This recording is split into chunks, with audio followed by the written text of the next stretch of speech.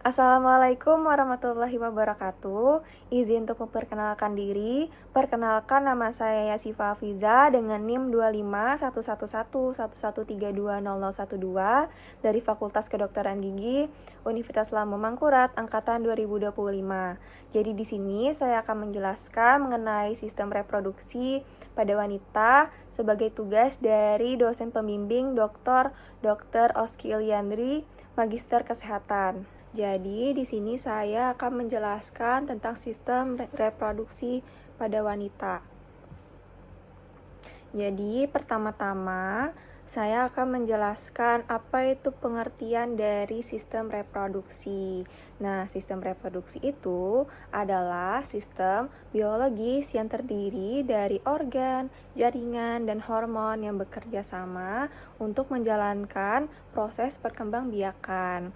Nah, sistem ini itu berfungsi untuk menghasilkan sel kelamin atau gamet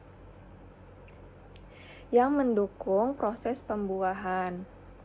Serta kalau pada wanita itu menyediakan tempat untuk perkembangbiakan janin.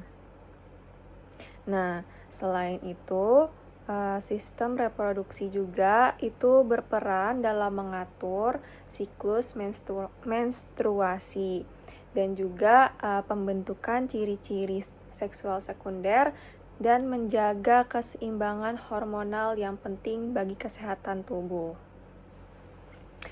Lalu, apa sih fungsi dari sistem reproduksi itu?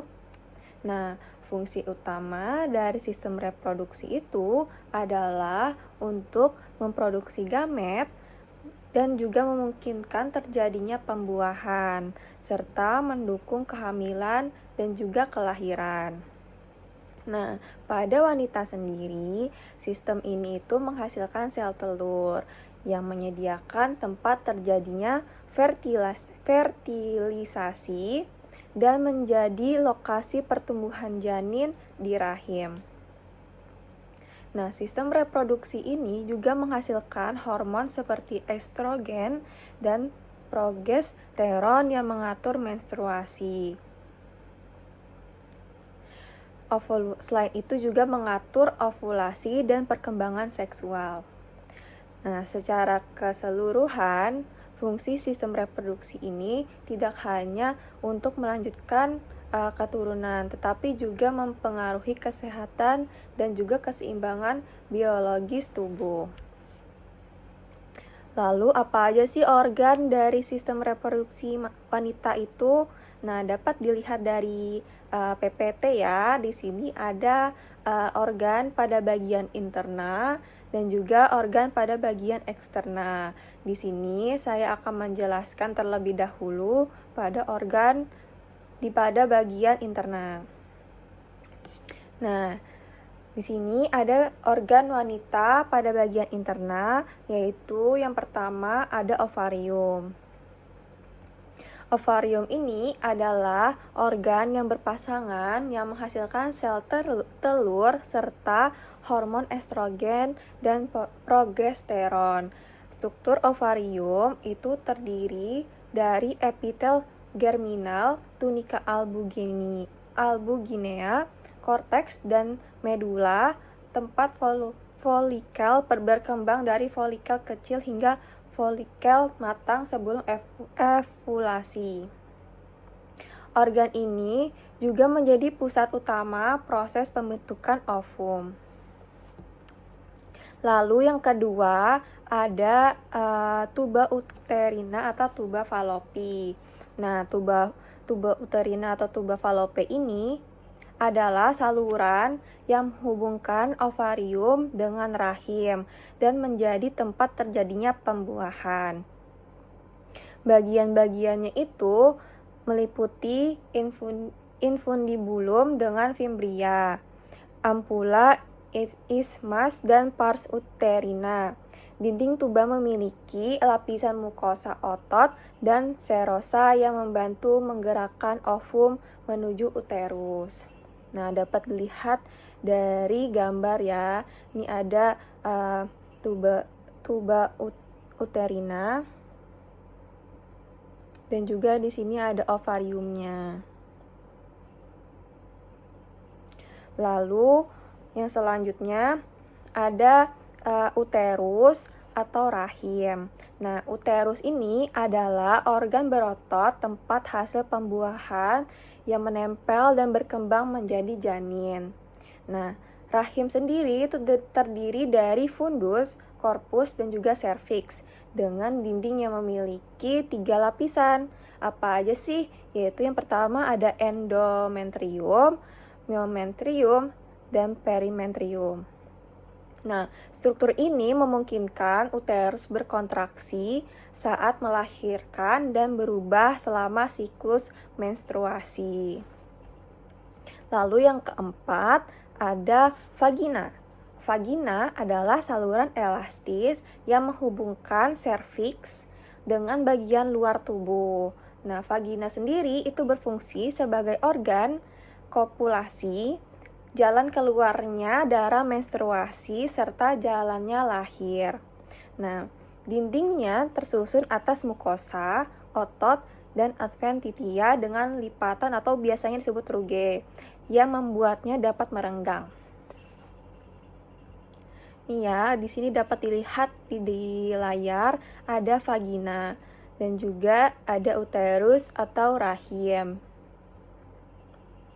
Selanjutnya, saya akan menjelaskan organ sistem reproduksi pada bagian eksterna atau pada bagian luar.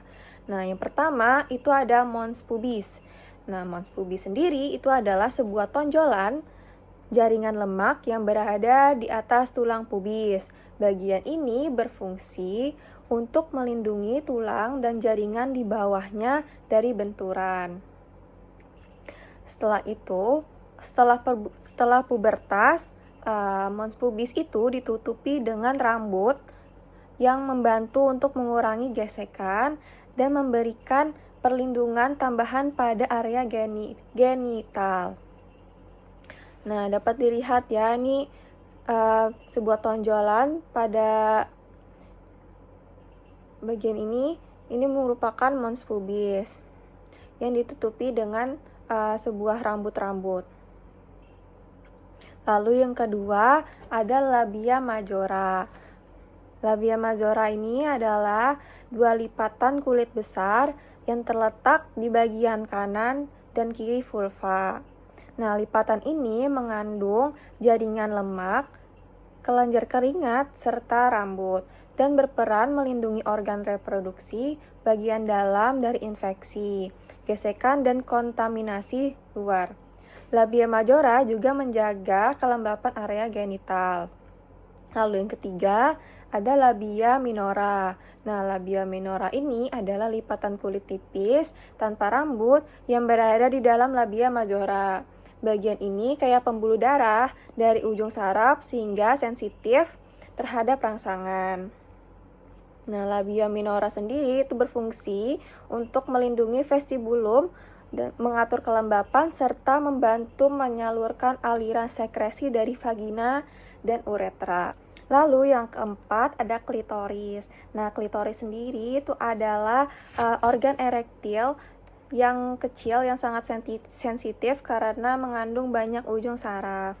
Nah, struktur klitoris itu sendiri terdiri dari glans, korpus, dan juga crus yang memanjang ke bagian dalam. Organ ini itu berfungsi sebagai pusat rangsangan seksual pada wanita dan berperan besar dalam respon seksual karena kemampuannya mengalami ereksi. Lalu yang kelima ada vestibulum vaginae. Nah, vestibulum sendiri itu adalah sebuah ruang yang di antara labia minora yang menjadi tempat terbukanya uretra, vagina, serta muara beberapa kelenjar. Nah, area ini itu merupakan jalur masuknya sperma dan tempat keluarnya berbagai sekresi. Vestibulum juga terlibat dalam proses pelumasan alami saat terjadinya rangsangan seksual. Lalu yang keenam ada himen. Nah, himen sendiri itu adalah membran tipis yang menutupi sebagian pembukaan vagina. Bentuknya itu sangat bervariasi seperti anularis, semilunaris, cribriformis, fibriatus, hingga imperforatus. Nah, himen sendiri itu dapat meregang atau robek karena aktivitas fisik atau hubungan seksual atau faktor medis lainnya. Nah, untuk yang terakhir ada glandula vestibularis atau major. Ini biasanya disebut dengan kelenjar Bartholin. Nah, ini itu terletak di bagian bawah labia minora dan berfungsi untuk menghasilkan cairan pelumas saat wanita mengalami rangsangan seksual. Nah, cairan ini itu membantu mengurangi gesekan selama hubungan seksual dan menjaga kenyamanan area genital. Lalu, di sini saya akan menjelaskan hormon-hormon yang terdapat pada wanita, yaitu yang pertama ada estrogen, yang kedua ada progesteron, yang ketiga ada testosteron, yang keempat ada FSH, yang kelima ada LH, dan yang keenam ada oksitoksin. Di sini saya akan menjelaskan terlebih dahulu untuk hormon estrogen. Nah, untuk estrogen sendiri itu diproduksi terutama oleh ovarium dan sedikit oleh adrenal serta plasenta. Nah, hormon ini itu berperan dalam perkembangan ciri kewanitaan, pertumbuhan payudara, serta pengaturan fungsi uterus dan vagina. Selain itu, estrogen itu memengaruhi suasana hati dan membantu proses keluarnya ASI setelah melahirkan. Lalu untuk hormon yang kedua ada progesteron. Nah, hormon ini itu dihasilkan oleh korpus luteum dan juga plasenta dan berfungsi untuk menyiapkan serta mempertahankan endometrium. Nah, hormon ini itu menurunkan rangsangan otot rahim serta membantu menjaga stabilitas siklus reproduksi dan berperan dalam mengatur perubahan pada serviks serta vagina. Lalu yang ketiga ada hormon testosteron. Nah, pada wanita sendiri, testosteron itu jumlahnya kecil, tetapi penting untuk menjaga libido dan kesehatan vagina dan payudara, serta mendukung kesuburan pada wanita. Nah, hormon ini juga memengaruhi suasana hati dan juga fungsi kognitif, serta membantu menjaga kekuatan tulang. Lalu yang keempat ada hormon LH. Nah, hormon LH ini diproduksi oleh kelenjar hipofisis dan berperan mengatur siklus menstruasi serta memicu ovulasi. Nah, kadar LH sendiri itu dapat berubah selama siklus dan meningkat saat masa subur atau menopause. Nah, ketidakseimbangan LH sendiri itu dapat menandakan adanya gangguan pada reproduksi. Lalu untuk hormon selanjutnya ada FSH, yaitu ini membantu mematangkan folikel di ovarium dan mengatur siklus menstruasi.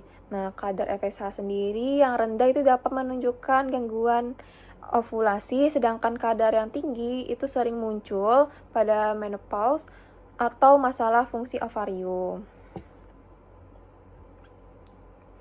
Nah, untuk hormon yang terakhir ini ada oksitosin, yaitu hormon yang diproduksi oleh hipofisis dan meningkatkan menjelang persalinan untuk merangsang kontraksi rahim. Nah, setelah melahirkan, hormon ini itu dapat membantu mengeluarkan ASI pada ibunya dan mendukung ikatan antara ibu dan bayi. Nah, untuk selanjutnya kita sampai pada tahap akhir yaitu kesimpulan. Nah, kesimpulan dari materi sistem reproduksi wanita ini merupakan, sistem reproduksi wanita itu merupakan sistem biologis yang sangat kompleks dan terintegrasi yang terdiri dari organ interna, organ eksterna, serta hormon yang saling bekerja sama. Nah, sistem ini itu berperan penting dalam proses pembentukan sel telur, terjadinya pembuahan, kehamilan, dan persalinan. Selain itu, hormon seperti estrogen, progesteron, FSH, LH, dan oksitoksin itu berperan dalam mengatur siklus reproduksi dan menjaga keseimbangan fungsi organ. Dengan memahami struktur dan fungsi sistem reproduksi wanita, diharapkan dapat meningkatkan kesadaran akan pentingnya untuk menjaga kesehatan kita pada reproduksi wanita. Sekian penjelasan dari saya. Mohon maaf apabila terdapat kesalahan dalam pengucapan kata. Sekian dari saya. Wassalamualaikum warahmatullahi wabarakatuh.